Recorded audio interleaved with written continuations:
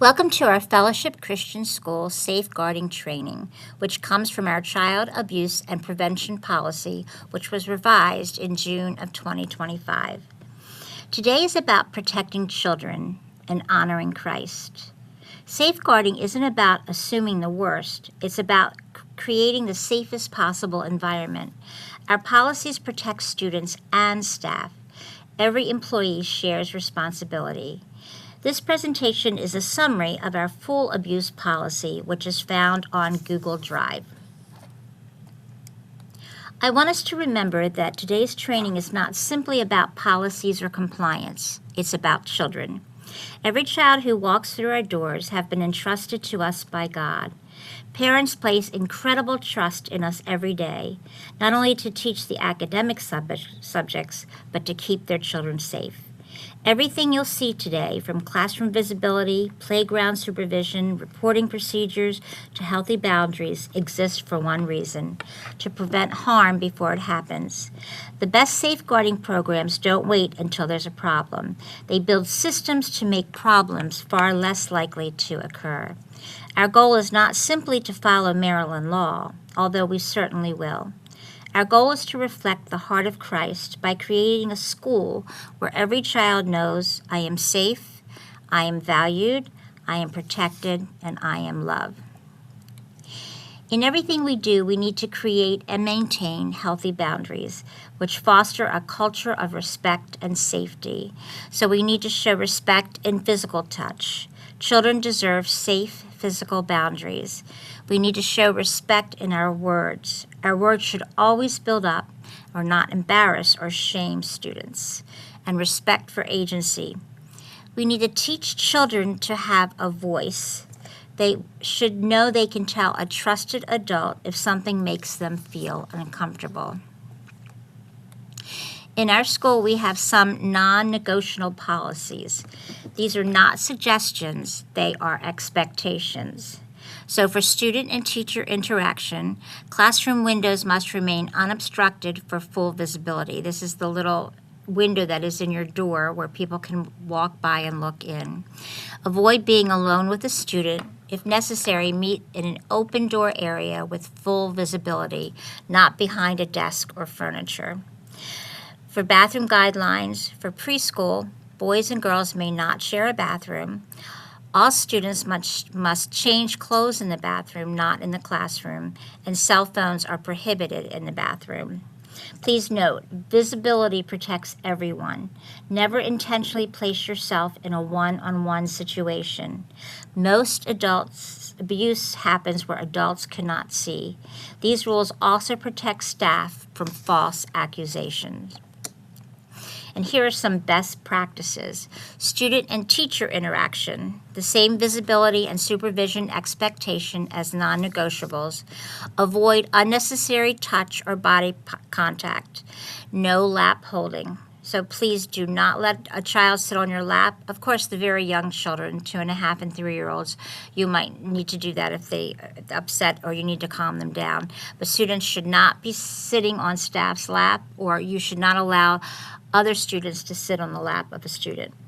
Please do not send students to any place in the school alone unless a staff request was made. The receiving staff is informed.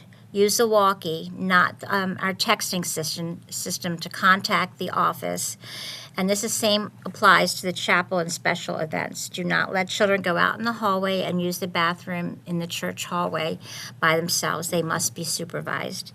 For aftercare, students using bathrooms before and after clubs must be supervised, and enlist the help from non-aftercare teachers if needed.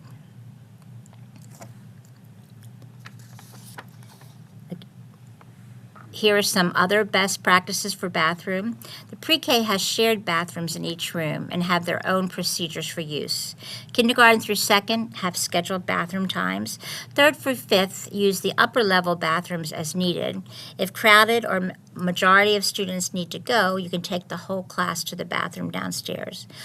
When you're sending individual students, only one student should be sent at a time. Elementary boys should always use the stalls and not the urinal.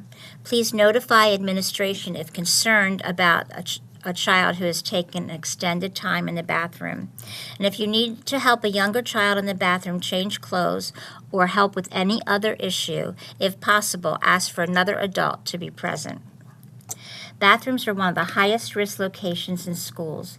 Consistency prevents problems. These procedures reduce opportunities for inappropriate behavior between students and protects everyone's privacy. Playground supervision. Remember to check hidden areas under slides, tunnel, behind sheds frequently. Intervene in or report conflicts. Report any unknown persons. Call 911 for immediate threats. Aftercare clubs. Notify the office or the supervisor when leaving assigned areas. So if you're assigned to be on the playground and you decided to go take a walk with your students, please let the office know. Keep students together in assigned locations. Do not combine groups without approval, and report suspicious activity promptly. Please note, supervision means actively watching, not simply being present. That means walking around constantly, checking on what's going on. You need to walk, scan, engage, and look where children naturally try to hide. Staff responsibilities. If at all possible, try to use the bathroom before 8:30 a.m. Inform parents when meeting students outside class club time. So, for example, if you want a student to stay after to finish a test or to help you in the classroom, the parents have to be notified they will be with you. Report suspicious behavior, non-abuse concerns to administration. So if you see somebody strange walking the building and you don't know them or out on the playground, please report it. Office procedures. Visitors must check in, wear lanyards, and be announced to the staff. Church staff wear ID during the school hours. Visitors use only the downstairs restroom. When unsure, ask. Note, professional boundaries extend beyond the classroom.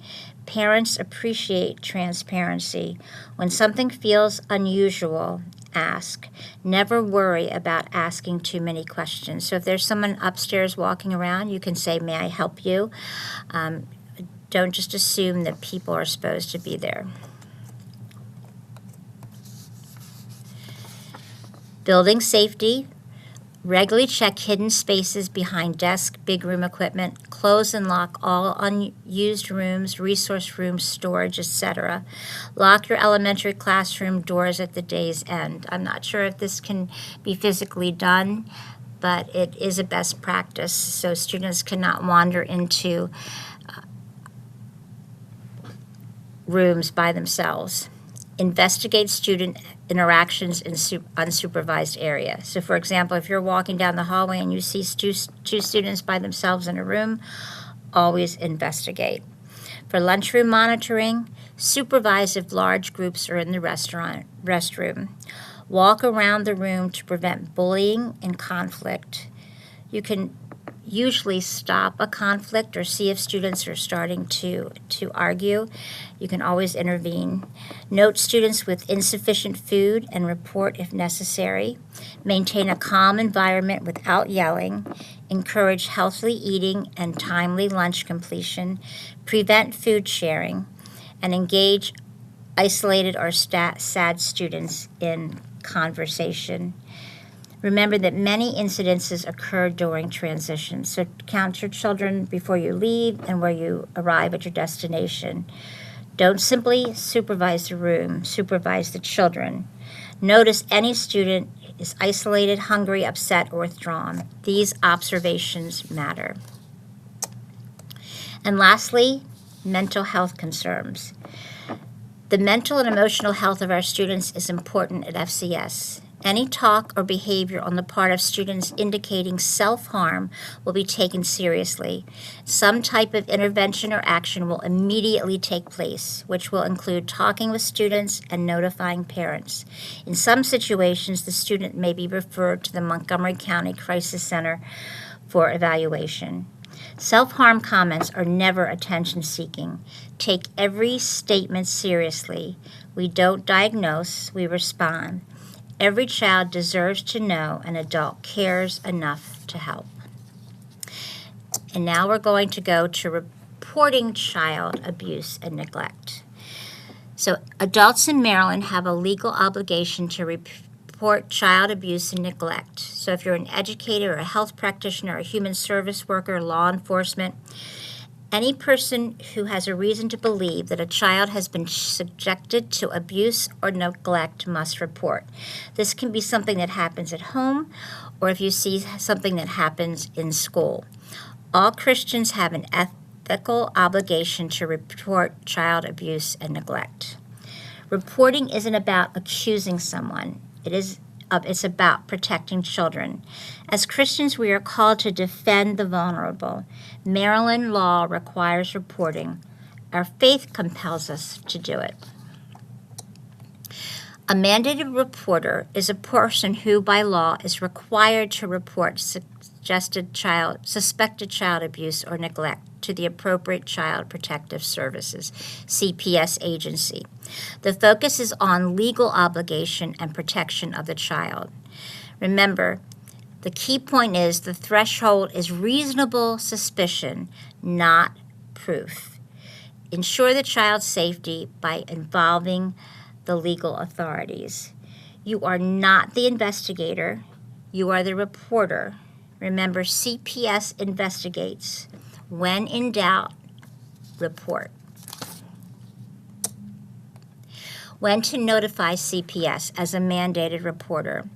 You should report when you have reasonable suspicion of physical abuse, a child arrives at school with unexplained bruises in different stages of healing, and the explanation doesn't match the injury, sexual abuse, a child discloses inappropriate touching by a family member, neglect, a young child is consistently left home alone without supervision or inadequate food, or you witness a caregiver striking a child in a way that could cause serious harm. And this could also be staff member or teacher that you witness this happening. You're to call CPS immediately and follow your organization's reporting protocols. So you'll call CPS and you'll notify administrator. If this is something you've never done before and you would like someone to be with you or to help you to do that, you can contact administration.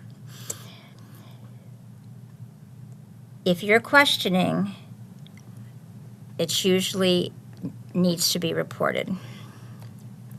Signs of physical abuse, frequent injuries, child is not able to provide an adequate explanation of the cause of injury. These injuries may appear in distinctive patterns such as grab marks, bite marks, cigarette burns, impressions of other instruments. Pay particular attention to injuries that present on both sides of the head or body, as accidental injuries typically only affect one side of the body. Signs of neglect, obviously malnourished, listless, or fatigued, begs, steals, or hoards food or complains of hunger, consistently dirty or has severe body odor, lacks sufficient clothing for the weather, untreated illness, broken or missing eyeglasses, hearing aids, or other necessary aids or equipment, has untreated need for glasses, dental care, or medical attention, stays at school outside of school hours, frequently absent or significant academic struggles, is left inappropriately supervised, or abuses alcohol or other drugs. Of course, as you look at this list, these are things that could happen in everyday situations, and they are not really signs of neglect where you'd have to call CPS. Of course, you would definitely let the parent know first if you see a problem. If a child is tired, you might ask the parent if a child is sick or lacks sufficient clothing. It might be that the parents just forgot to send it. So these signs of neglect you have to look at with some caution, because a lot of them can be solved by just talking to the parents. Notice behavioral signs that might apply to multiple forms of abuse. Sudden changes in behavior, sudden drop in grades, fear of person or type of person or situation, nightmares or trouble sleeping, anxiety, hyperactivity, depression, eating disorders or self-harm, acting out sexually, and unexplained stomach pain. And again, most of the time with these symptoms, you would always contact an adult first. If it's just something that happened once, you might be concerned about their grades, or they might be sad lately. It's always good to talk to a parent first to see if there's something that you can do to help. Mandated reporters who suspect abuse or neglect, this is the procedure you will follow. You can contact your administrator first, or if you feel comfortable, you can call CPS and make an oral report. As soon as possible if the child is imminent danger. So if you are not sure and you want to talk it over with an administrator, you may do that. But if you're talking to an administrator and they're not sure either, the best practice would be to call. So you can talk it over with an administrator, but if in your heart you feel you need to report it, then that's the best thing to do. If the child in the morning tells you something that happened at home, that they're in imminent danger, it's wise to let administration or CPS know immediately. In some cases, they will not let the child go home with the parent, and they would come to investigate during the day. There's a form, the DHR SSA 180, that you have to fill out after making an oral report, and you need to keep all information confidential. Here is an example of the form that you fill out, but remember, first you call CPS. In your back-to-school information, you should have a card like this that will tell you the different places to call. If the child lives in Harford County or Frederick County, and that's where the abuse took place, then you need to call those jurisdictions. Here is the form that you can fill out, and now they make it very easy. You can fill out the form online. When you talk to CPS on the phone, they will give you instructions on what to do, how to send it. Many times they will tell you the name of the person you're talking to, and you will put that on the form. Now we're going to talk about being a mandated supporter. And a mandated supporter is not a legal term, but often used in prevention training to describe the role of supporting families before concerns rise to the level of abuse or neglect. And this is what I was talking about before. Instead of immediate reporting, the focus is on early intervention, building relationships, and offering resources. The goal is to support families proactively and prevent situations from escalating. Remember, not every struggling family is abusive. Many families just need support. This reflects Christ. Support first and report when legally required. We need to strengthen the family and protect the child by helping them early. When to reach out as a mandated supporter. This is where Christian schools shine. Sometimes we can help before problems become crises. Remember to offer grace, offer resources, and build trust. You should always support or connect to a family when you see patterns that don't meet the threshold for abuse or neglect. Maybe chronic tardiness or absences, signs of stress, food insecurity, or parenting struggles. It's important to build trust and respect with parents. You need to have open and honest communication from the very first day of school. Regular updates on a child's progress, both positive and negative, help parents feel informed and involved. Be active listener. Teachers who listen to parents' concerns and perspective build a sense of partnership. Empathy and understanding. Recognize that each child and family is unique and fosters a sense of connection and mutual respect. Authenticity and transparency. Build genuine and open interactions that help build trust and make parents feel comfortable sharing their thoughts and feelings. Remember, parents are our partners. Always assume good intentions. Communicate often. Surprises damage trust. and transparency builds trust. So if you're as a mandated supporter, remember to establish mutual trust and respect with parents. Document all concerns in the behavior log. I can't emphasize this enough. You don't have to share the log with the parents, but document anything that happens for future referral. Email parents to share your concerns, or you can share your concerns with an administrator who will email parents. And many times we'll create an action plan that will help the child and will continue to document future incidences. And we can always request a conference with parents. Remember, documentation protects everyone. If you don't write it down, we can't prove it happens. Early communication often prevents larger concerns.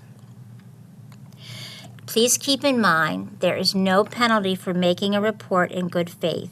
Conversely, not reporting suspected abuse or neglect can have serious consequences, including ongoing harm to the child, young adult, and loss of licensure or employment for whoever fails to fulfill mandated reported obligations. Keep in mind, no one at your school is responsible for determining whether or not abuse or neglect actually occurred. The role of CPS is to investigate. You can ask the child a couple of questions, but you don't want to grill them.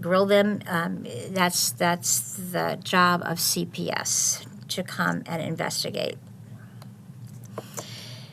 Don't inform the family at all.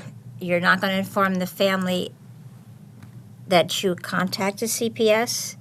Make sure you cooperate fully with the investigation. Leaders must assess the possibility of other victims and take protective measures. And CPS will do this also if there's other children in the home. Focus on the vulnerable, not the institution. And unfounded doesn't mean innocent. So when you report to CPS, you may never know the result. They may never get back to you.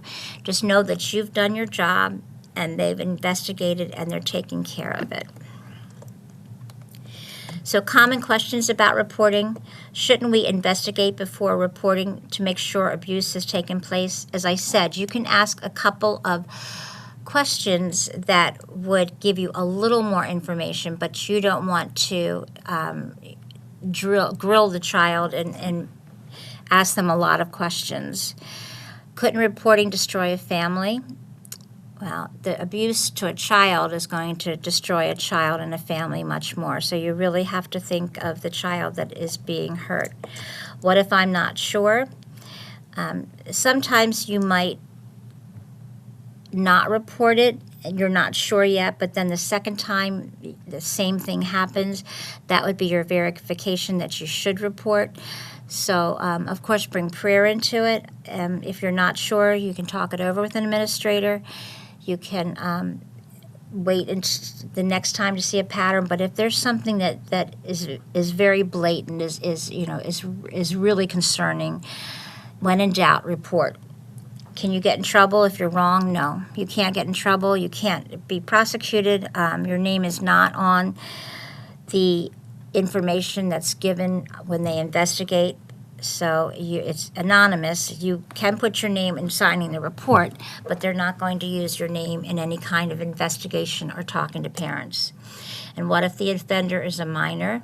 So that is up to CPS. If there is harm done to a child by an older child, it's always best to report. Of course, there's different laws and rules for students that are still minors, but it's still appropriate to report if a harm is done to a child by another child.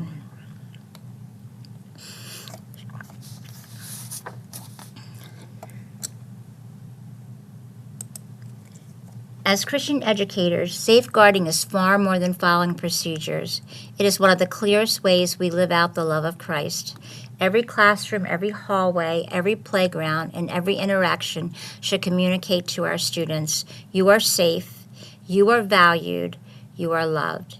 May God give us wisdom to notice, courage to act, compassion to support families, and faithfulness to protect every child he has entrusted to our care. Micah 6:8 says, "He has shown you, O mortal, what is good. And what does the Lord require of you? To act justly and to love mercy and walk humbly with your God." Thank you so much for being part of this training. May God bless your year.